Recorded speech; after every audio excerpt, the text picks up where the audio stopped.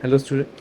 So this question was posted as a challenge on our YouTube community, Instagram, Telegram groups like few days back, and this was a first challenge that I'm posting in my Try This Challenge series for CM1, and I hope CM1 student जो CM1 अभी study कर रहे हैं या recently अभी कर भी चुके हैं, उन्होंने क्वेश्चन ज़रूर ट्राई किया होगा. And if you are seeing this question for the first time, I would strongly recommend that you pause this video right here, right now, and first of all try to do this question on your own. पहले वो खुद से आप इसको करने का try कीजिए and then look for the solution कि आपने जो आंसर निकाला है वो सही निकाला है या नहीं निकाला, because it's a good question. And for the students who have tried it, they can look for the solution now. And if you got the answer correct, then many congratulations. And even if you have not, then no worries, because we all learn something from something new, right? So let's dig in and let's try to solve this question. So the question is, Mr. A, B and C receive an inheritance in the form of a series of level payments of $4,000 at the end of every year. तो mister A, B and C, let's say कि वो family members है ना, दे are brothers, है ना, let's assume that they are brothers. They receive an inheritance, ज़मीन जायदाद समझ लेते हैं कुछ, in the form of a series of level payments of 4,000 at the end of every year. कि इनको हर साल के एंड पे $4,000 मिलेंगे ही मिलेंगे. नाउ क्या क्वेश्चन में कहीं पर लिखा है कि eight the end of each next 5 years, 10 years, 15 years, 20 years, क्या ऐसा कोई भी टाइम पीरियड मैंशनड है? नहीं. यहाँ पे लिखा है at the end of every year, हर साल के एंड पे $4,000 मिलने वाला है. एंड कोई टाइम ड्यूरेशन नहीं बताया हो कि 5 साल तक ही मिलेंगे या 10 साल तक ही मिलेंगे. तो अगर कोई टाइम ड्यूरेशन की रिस्ट्रिक्शन नहीं है, then definitely we are talking about a perpetuity, कि हर साल के एंड पे $4,000 मिलते रहेंगे. कब तक? जब तक ये समय है, जब तक वो चलता रहेगा, है ना, annuity forever. They decide to let mister A start receiving the payments first, followed by Mr. B and finally Mr. C, such that they receive the same present value at an annual interest of 4%. तो उन्होंने क्या decide किया? They have decided कि सबसे पहले जो payments मिलेंगी वो किसको मिलेंगी? मिस्टर ए को. उसके बाद पेमेंट मिलना शुरू होगी मिस्टर बी को, और फाइनली मिस्टर सी को मिलना शुरू होगी. और ये अरेंजमेंट कुछ इस तरीके से रखा गया है कि अगर मिस्टर ए, बी और सी को जो पेमेंट्स मिल रही हैं उनकी प्रेजेंट वैल्यू 4% पे कैलकुलेट की जाए, तो तीनों की जो प्रेजेंट वैल्यू है, जो उनको पैसा मिलने वाला है, उन तीनों की प्रेजेंट वैल्यू क्या होगी? इक्वल होने वाली है ना. तो आप ऐसा समझ लीजिए कि सपोज ये कोई लॉकर है ना, ऐसा समझ लेते हैं कि this is some kind of सोने की अंडे देने वाली मुर्गी या गोल्डन लॉकर, कुछ भी, है ना. तो ये तो क्या कर रहा है, हर साल 4,000 अपने अंदर से इस फैमिली को देता जा रहा है ना.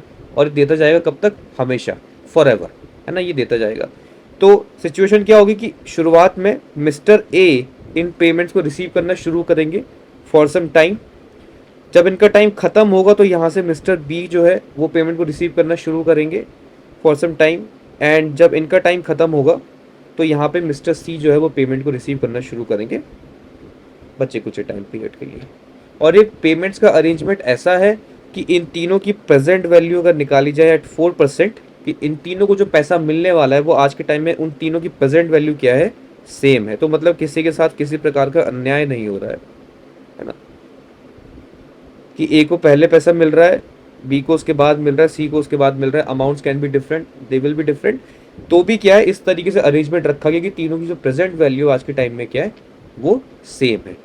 क्लियर है? क्वेश्चन क्लियर है आई थिंक.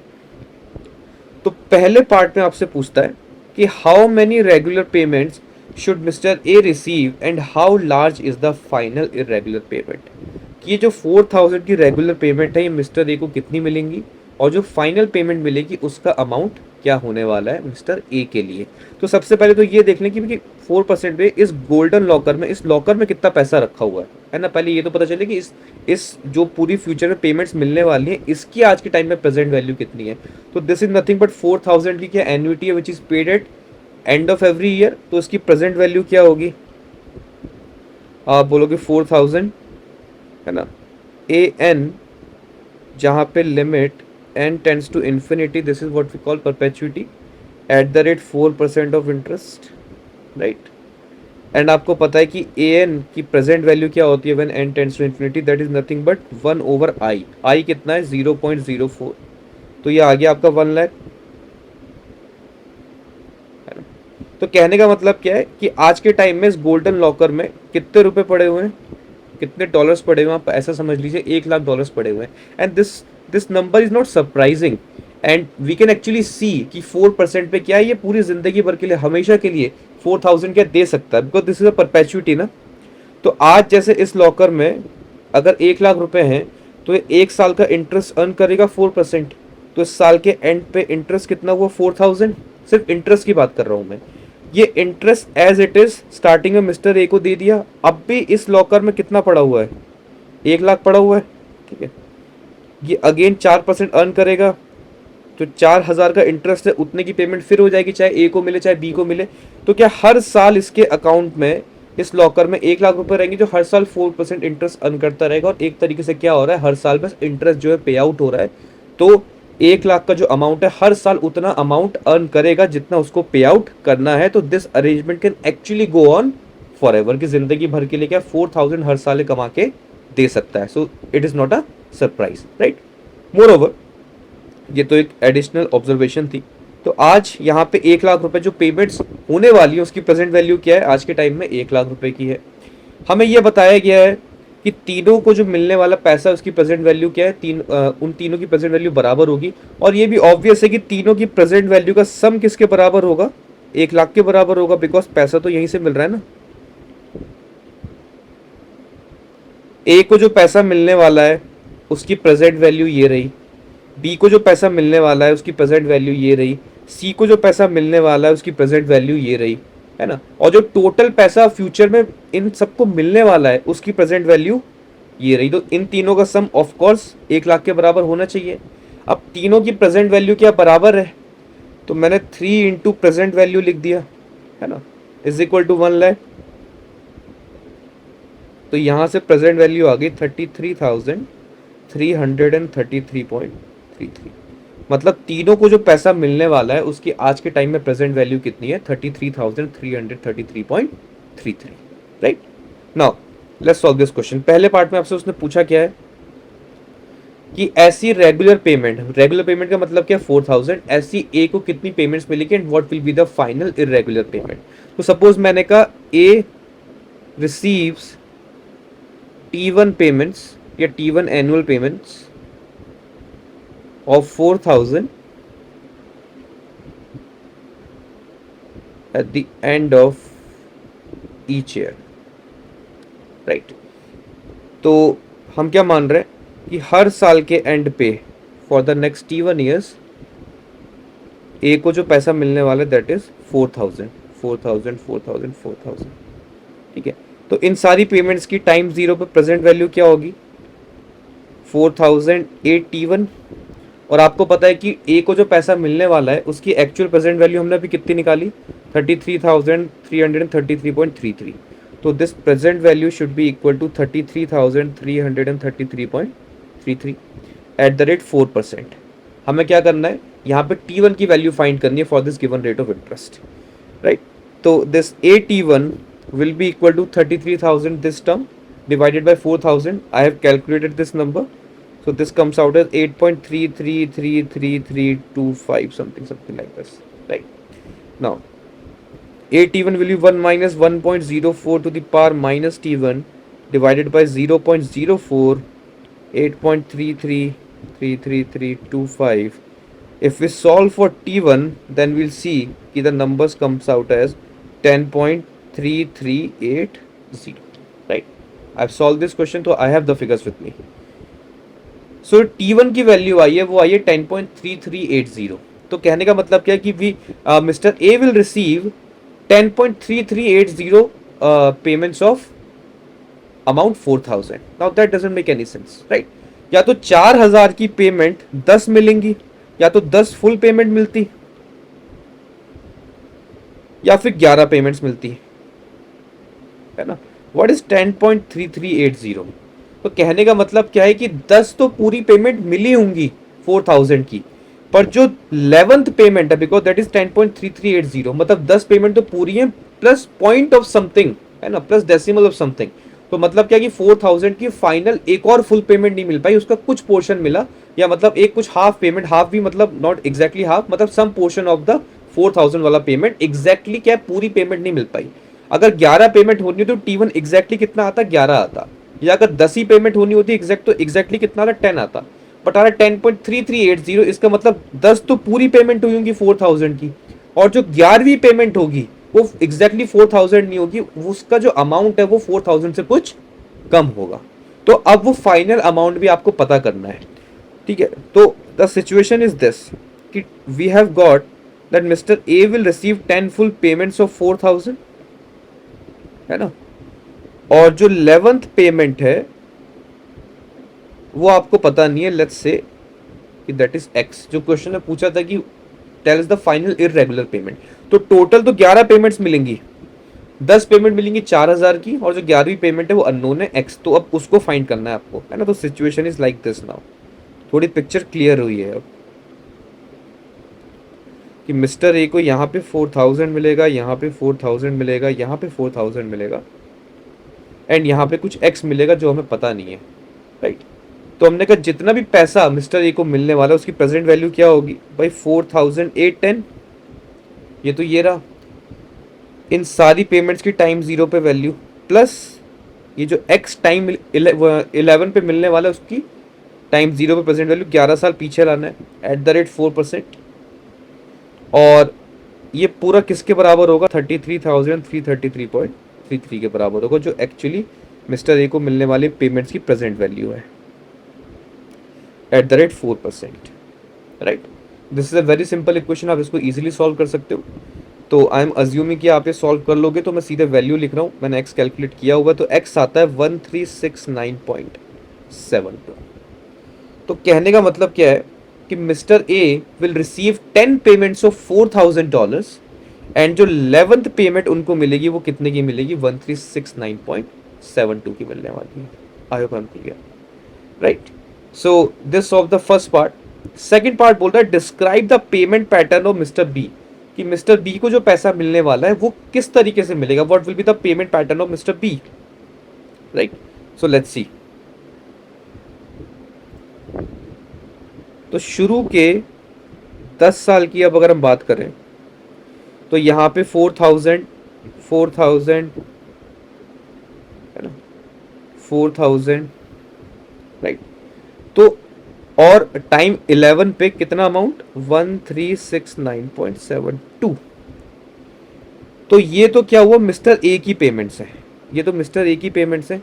पर जो वो गोल्डन लॉकर है वो तो क्या करता है, हर साल उसकी तो हैबिट है कि हर साल वो तो अपने अकाउंट से 4000 निकाल के देता ही है भाई, चाहे वो किसी को भी मिले उसको कोई फर्क नहीं पड़ता, वो तो अपने अकाउंट से हर साल कितना देता है, 4000 देता ही है निकाल करके, पक्की बात है। तो शुरू के 10 साल तक तो जब उसने 4000 वो जब निकाले तो सारा का सारा पैसा कौन ले गया, ए ले गया। पर जब 11वें साल की हम बात करें तो 11वें साल में भी उस लॉकर से कितने पैसे निकले होंगे, $4000 निकले होंगे। बट उस $4000 में से मिस्टर ए सिर्फ कितना ले जा पाए, 1369.72। तो जो बचा कुचा अमाउंट है that is 4000 minus 1369.72, that is 2630.28। तो ये पैसा किसको मिला होगा, टाइम 11 पे मिस्टर बी को मिला होगा। ये क्वेश्चन क्या था कि जैसे ही मिस्टर ए को पैसा मिलना बंद होता है मिस्टर बी को पैसा मिलना शुरू हो जाता है। तो जब 11वें साल का एंड आया तो सिंस हमें तीनों की प्रेजेंट वैल्यू बराबर रखनी थी, तो मिस्टर ए ने कहा वो तभी हो पाएगा जब मैं सिर्फ इस टाइम पे 1369.72 डॉलर ही लूँ। तो जो बचा कुचा पैसा है वो किसके पास जाएगा, मिस्टर बी के पास जाएगा। तो अब यहाँ से मिस्टर बी को जो है पैसा मिलना स्टार्ट होता है। तो मिस्टर बी को यहाँ पे कितना मिला, 2630.28। तो मिस्टर बी की ये पहली पेमेंट है, किस टाइम पर हुई है, टाइम 11 पे हुई है। इसके बाद मिस्टर बी को कितना मिलेगा, 4000 है ना, जो पैसा है अब इनको मिलना स्टार्ट होगा। अब यही है सेम कि कब तक मिलेगा, तो हमने कहा वो भी फाइंड करना है। तो मैं 11 से काउंट करना शुरू करता हूँ, मैं बोलता हूँ 11 प्लस एन टाइम तक मान लेते हैं कि उनको 4000 मिला है ना, 11 प्लस एन टाइम तक उनको क्या मिला होगा, 4000 मिला होगा, राइट। आप चाहो तो यहाँ पे सीधे n ले सकते थे, एन्युटी का फैक्टर क्या होगा, चेंज हो जाएगा, बट मुझे काउंट करने में इजी लगा इसलिए मैंने 11 से काउंट करना शुरू कर दिया कि 11 प्लस n। अब बात तो वही है कि मिस्टर बी की भी टाइम जीरो पे जो उनको पेमेंट्स मिलने वाली है उसकी प्रेजेंट वैल्यू कितनी है, 33,333.33, क्योंकि तीनों की जो प्रेजेंट वैल्यू है वो तो क्या है, सेम है। तो अब हम क्या करेंगे, मिस्टर बी को जो पैसा मिलने वाला है उन सब की प्रेजेंट वैल्यू को टाइम जीरो पे लाएंगे, उसको 33,333.33 के इक्वल इक्वेट कर देंगे। तो ये जो पैसा मिलने वाला है, ये टोटल पेमेंट्स कितनी है, एन पेमेंट्स है, बिकॉज मैंने 11 प्लस एन मैंने टाइम लाइन के इस तरीके से डिफाइन की है। तो इन सब की पेमेंट पहले एक काम करते हैं, टाइम 11 पे ले आते हैं, एक पेमेंट पीरियड पहले, तो वो क्या होगा 4000 ए एन होने वाला है। ठीक है, तो इन सारी पेमेंट्स की प्रेजेंट वैल्यू 11 पे आ गई, प्लस टाइम 11 पे मिस्टर बी को इतना पैसा और मिलने वाला है 2630.28। तो अब जितना पैसा मिस्टर बी को मिलने वाला है ये सारी वैल्यू किस टाइम पे आ गई, टाइम 11 पे आ गई। आपको इसको लाना कहाँ पे है, टाइम जीरो पे लाना, तो 11 साल पीछे लाएंगे, तो वी पार 11 से मल्टीप्लाई किया, इसको हम इक्वेट करेंगे 33,333.33 के equal. Now again this is a very simple equation. इसको जब आप सॉल्व करोगे 4% पे, तो आपको जो n की वैल्यू मिलेगी, दैट n की value will be 17.011। Now this is again very interesting. ठीक है, n की वैल्यू आ गई 17.011, दिस इज नॉट एग्जैक्टली 17 और 18। तो अगेन इससे भी क्या पता लगा कि 17 तो पूरी पेमेंट्स मिलेंगी, 17 फुल पेमेंट्स ऑफ 4000, एंड जो लास्ट पेमेंट होगी वो भी क्या होगी, डिफरेंट होगी, एंड लास्ट पेमेंट ऑफ, मैंने कहा मान लेते हैं सम एक्स डॉलर्स, तो ये पेमेंट होने वाली है। तो मिस्टर बी का देखो टाइमलाइन कैसा होने वाला है। पहली पेमेंट कब मिली मिस्टर बी को, टाइम 11 पे, कितने की, 2630.28। उसके बाद एन कितना आया आपका 17.011, है ना, तो 17 पूरी पेमेंट, तो 11 प्लस 17 दैट इज 28। उसके बाद यहाँ पे 12 से लेकर के 4000 की पेमेंट होंगी किस टाइम तक, 28 टाइम तक 4000। और जो 29th पेमेंट है ना, जो 29th पेमेंट है वो होगी ऑफ अमाउंट एक्स, जो हमारा अननोन है। अब आपको ये एक्स फाइंड करना है। ठीक है, अगेन इन सारी पेमेंट की टाइम जीरो पे प्रेजेंट वैल्यू इज 33,333.33। तो प्रेजेंट वैल्यू कैसे निकालेंगे, एक काम करते हैं, सबको टाइम 11 पे ले आते हैं, फिर उसको 11 साल पीछे डिस्काउंट कर लेंगे। तो ये कितनी पेमेंट्स है, दीज आर 17 पेमेंट्स, है ना। तो 4000 ए 17 प्लस टाइम 11 की पेमेंट 2630.28, है ना। इसको एक काम करते हैं, 18 साल पीछे ले आते हैं, एक्स वी की पावर 18। तो सारी पेमेंट कहाँ गई, 11 पे आ गई, इसको 11 साल और पीछे लाना है, एंड फिर इक्वेट करना है इसकी प्रेजेंट वैल्यू से, दैट इज 33,333.33। तो इसको आप सॉल्व करोगे तो आपको एक्स की वैल्यू मिल जाएगी, राइट। तो उसका पेमेंट पैटर्न क्या बनेगा मिस्टर बी का, what is the payment pattern, payment pattern of mister B will be as follows कि टाइम 11 पे उनको मिला 2630.28, फिर फ्रॉम टाइम 12 to 28 उनको मिला 4000, एंड एट टाइम 29 उनको मिला एक्स डॉलर, जो आप ऊपर की वैल्यू आप फाइंड कर सकते हैं, right. So this solves our question, this challenging question, right? So if you were able to do it, many congratulations. If you were not, then I hope कि आपको इससे कुछ सीखने को मिला होगा, and this turned out to be a very good question for you and a very different learning experience for you. And soon I'll come up with more such questions from time to time from different topics, so that you can actually brush up your concepts and actually challenge yourself कि आपके concepts कितने clear हैं और कितने अच्छे questions आप solve कर सकते हैं. Good luck.